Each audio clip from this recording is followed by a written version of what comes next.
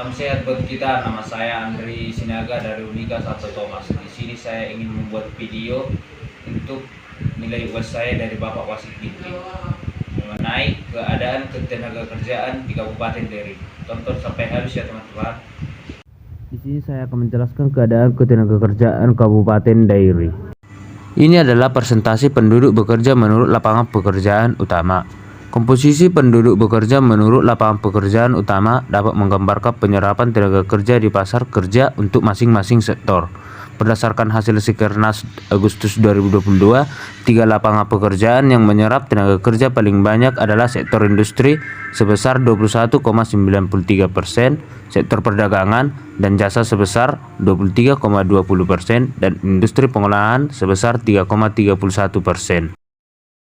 Dan ini adalah persentase penduduk bekerja menurut status pekerja utama.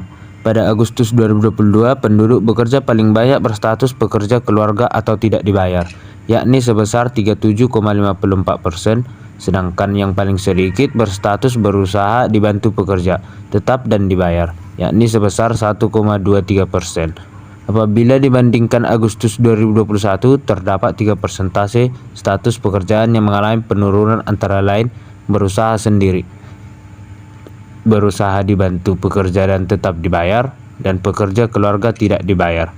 Sementara itu, apabila dibandingkan Agustus 2020, penurunan terjadi pada hampir seluruh status pekerjaan, kecuali 2 status pekerjaan lain mengalami kenaikan, yakni berusaha dibantu pekerja tetap dan dibayar, dan diburuh atau karyawan pegawai masing-masing sebesar 2,05% poin dan 3,93% poin.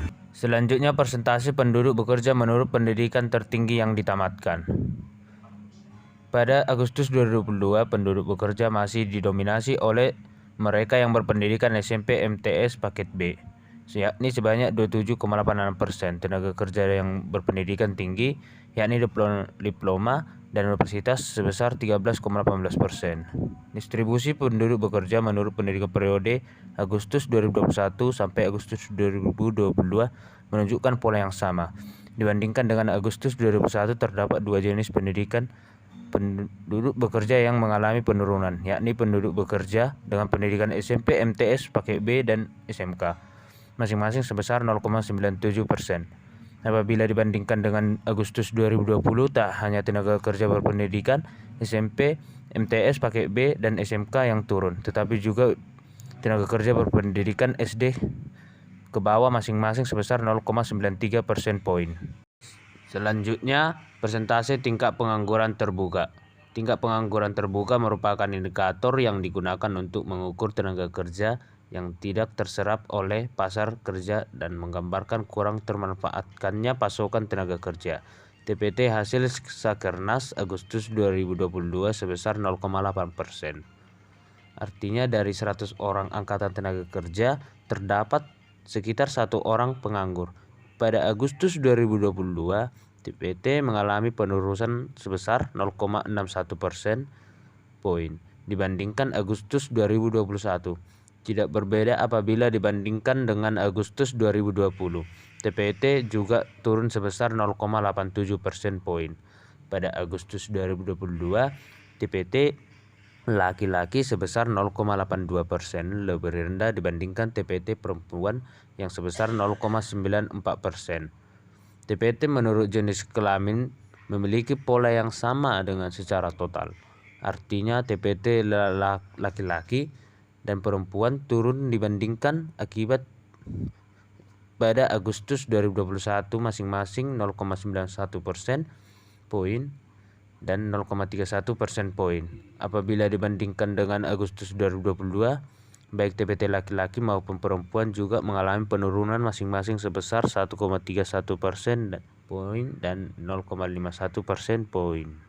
Selanjutnya, jumlah penduduk yang terkena dampak COVID-19 terhadap penduduk usia kerja Agustus 2020 sampai Agustus 2022, yang menunjukkan bahwa penduduk usia kerja yang terdampak COVID-19 pada Agustus 2022 mengalami penurunan sekitar 76,30% atau sebanyak 12.708 orang dibandingkan Agustus 2021.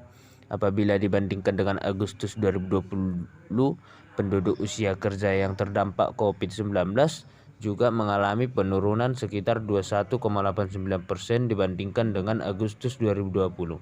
Dengan kata lain, penurunan penduduk usia kerja yang terdampak COVID-19 secara signifikan terjadi pada Agustus 2022. Terima kasih teman-teman karena telah menonton video saya. Jika ada tutur kata yang kurang berkenan, mohon dimaafkan. See you, goodbye. Yo.